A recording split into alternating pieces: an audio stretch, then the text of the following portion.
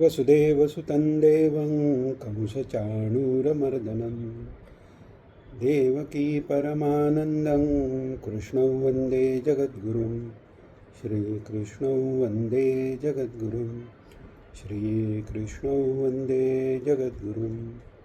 जय श्रीकृष्ण. सर्वांना मूकं करोति वाचालं पंगुं लंघयते गिरिं यत्कृपातमहं वन्दे परमानन्दमाधवम्.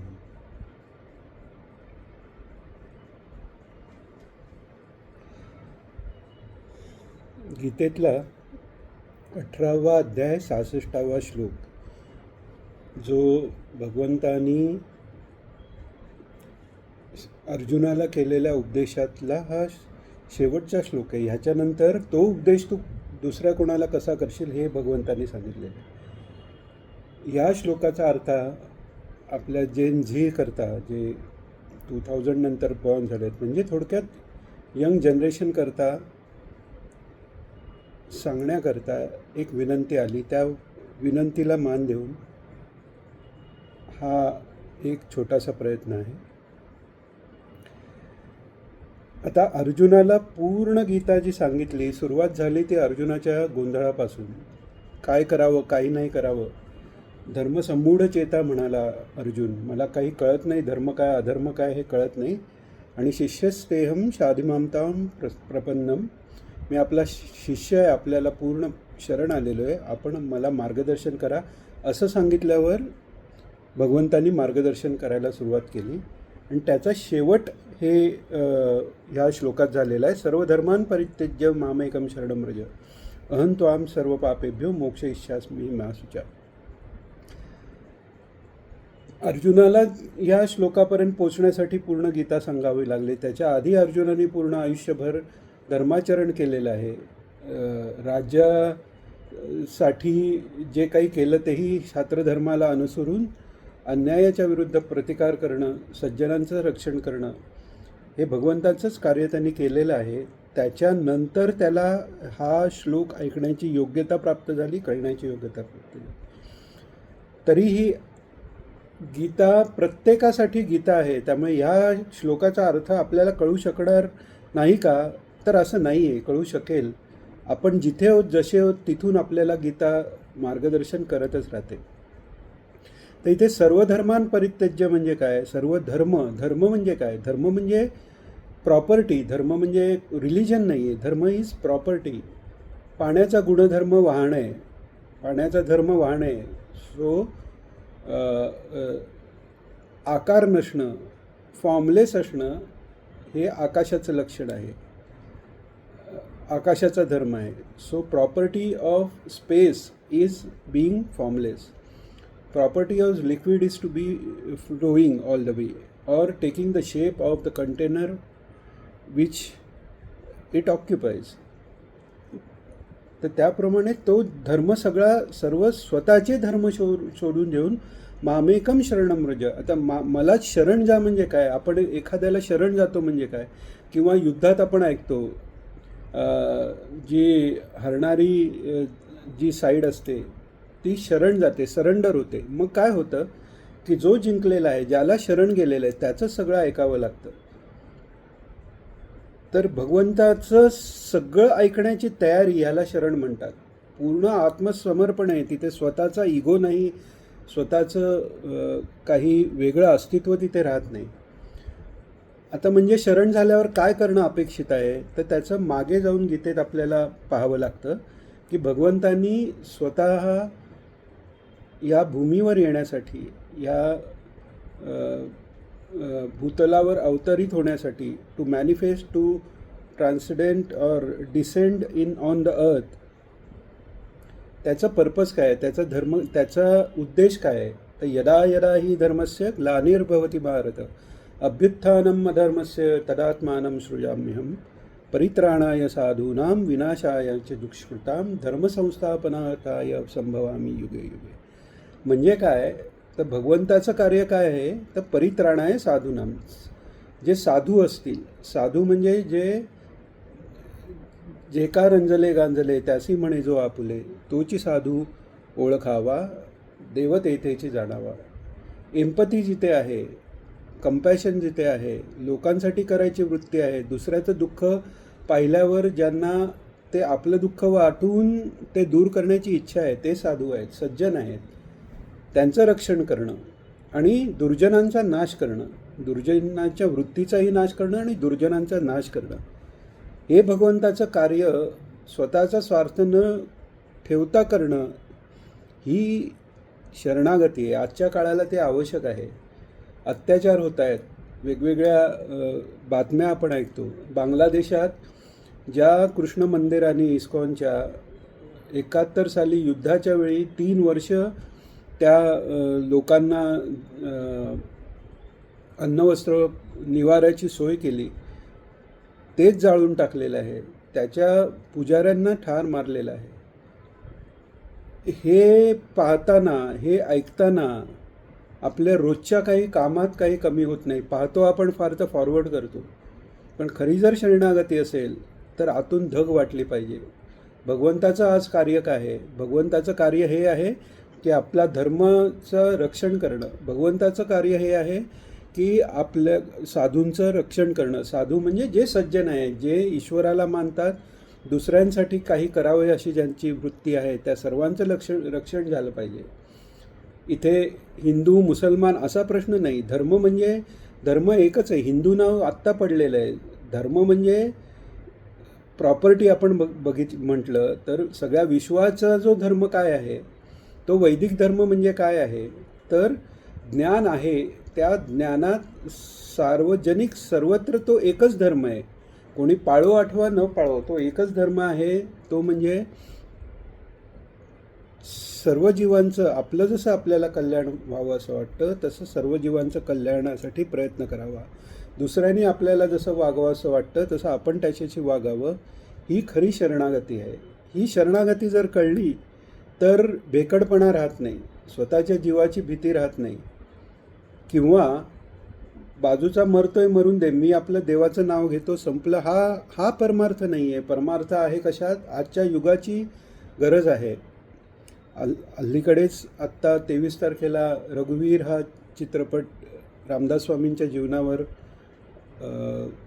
असा पहिलाच चित्रपट आलेला आहे. स्वतः निरीच्छ असून स्वतः सगळ्या प्रपंचाचा, स्वतःच्या प्रपंचाचा त्याग करून चिंता करीतो विश्वाचे म्हणणारे रामदास, त्यांना काही ईश्वराचं नाव घेत बसता आलं नसतं का? साक्षात्कारी जे आहेत, 12 वर्ष गोदावरीच्या पाण्यात उभं राहून ज्यांनी तपश्चर्या केली आहे, त्यांना डोळे मिटून साधना करणं कठीण नाही आहे.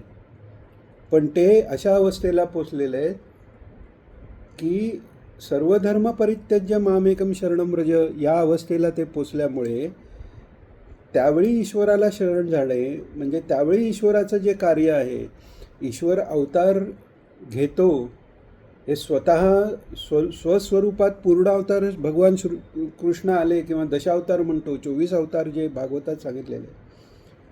पण तसाच तो भगवान जिथे जिथे धर्माचं रक्षण होतं आहे, ते ज्यांच्याकडनं होतं आहे त्यांच्या द्वारेही अवतार घेतो. आपल्याद्वारे परमेश्वराला अवतार घेऊन देणं, आपल्या मार्फत त्याचं कार्य होणं, हे निमित्त मात्र होणं आहे.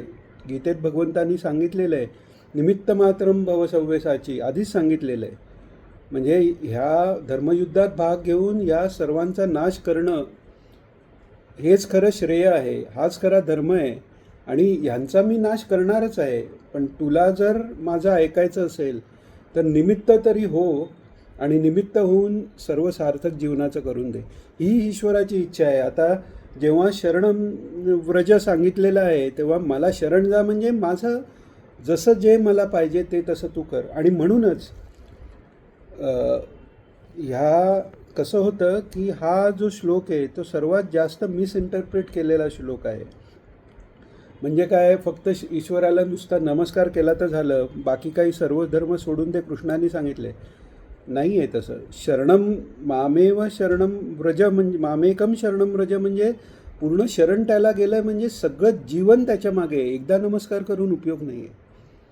या प्रत्येक सिच्युएशनमध्ये, या प्रत्येक व्यवहारामध्ये आपण शिकत असू, पुढे नोकरीला लागणार असू, आपल्या कुटुंबात आपलं काही पोझिशन आहे, त्या प्रत्येक क्षणात, प्रत्येक सिच्युएशनमध्ये, प्रत्येक प्रसंगात कृष्णाला आपल्याकडनं काय अपेक्षित आहे, त्या परमेश्वराला आपल्याकडून काय अपेक्षित आहे तसंच वागणं हे खरं शरणम व्रज आहे. आणि हे अर्जुनाला बरोबर कळलेलं आहे. म्हणून तो काय म्हणतो, नष्टो मोहा स्मृतिर्लब्ध्वा, म्हणजे तू जे सांगितलंस त्यांनी माझा मोह नष्ट झाला. मला स्मृतिर्लब्ध्वा म्हणजे जे अंतर्गत ज्ञान सर्वांच्या आत ते ज्ञान आहे ते प्रकट होतं ईश्वराच्या कृपेने, तशी ती त्या ज्ञानाची स्मृती मला झाली. आणि शेवटी तो काय म्हणतो तर करिष्ये वचनम तव. आणि करिष्ये वचनम तव म्हणजे काय, तर तो युद्ध करायला जातो. म्हणजे शरण जाणं म्हणजे युद्ध करणं नाही असं नाही. ज्याला शरण गेलो त्याच्यासाठी युद्ध करणं साधी गोष्ट आहे. इंग्रजांचं राज्य होतं. महायुद्धाच्या वेळेला इंग्रजांच्या बाजूने आपली सेना लढली. आता त्यांच्यात शौर्य नव्हतं का, शौर्य होतं म्हणून तर सैन्यात लढायला गेले. पण ते कसे गेले, चुकीच्या लोकांना शरण जाऊन गेले, इंग्रजांना शरण जाऊन लढायला गेले. पण ते शरण जाणं आहेच की नाही, इंग्रजांना शरण गेले ते. पण ईश्वराला शरण जाणं, सगळे जे आपलं आयुष्य आहे ते त्याच्या उपदेशाप्रमाणे, त्याच्या इच्छेप्रमाणे जर चालवलं तर कल्याण आपलंच नाही, जगाचं कल्याण आहे. आणि ते करताना काय मिळणार नाही, अर्जुनालाही भगवंतांनी सांगितलेलं आहे की निमित्त मात्र नुसतं हो असं नाही, हे क्रूर कर्म वाटते ते नुसतं कर असं नाही, ते केल्याने तुझी कीर्ती वाढणार आहे, या जगाचं राज्य तुला मिळणार आहे. ज्ञानेश्वर माऊलीही सांगतात की पसायदानात शेवटी सांगताना काय म्हणतात की दुरितांचे तिमिर जावं, दुरित सगळी गेली पाहिजेत, विश्वस्वधर्म जो जे पाहो, विश्वस्वधर्म सूर्य पाहो, जो जे वांछिल तो ते लाहो प्राणी जातं. हे का सांगितलेलं आहे, म्हणजे तुम्हाला पाहिजे ते मिळेल, पाहिजे ते सगळ्यांना मिळू दे, पण ते मिळाल्यानंतर किंबहुना सर्वसुखी पूर्ण होऊनी तिन्ही लोकी भजिजो आदिपुरुखी अखंडित.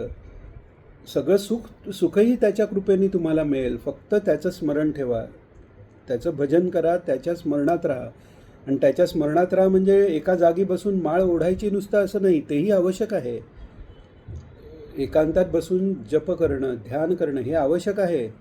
पण त्याच्याहीपेक्षा आवश्यक आपला जास्तीत जास्त वेळ कुठे जातो, कॉलेज आहे किंवा काम करण्याची जी संस्था आपली आहे, जी कंपनी आहे, तिकडे आपण काम करतो.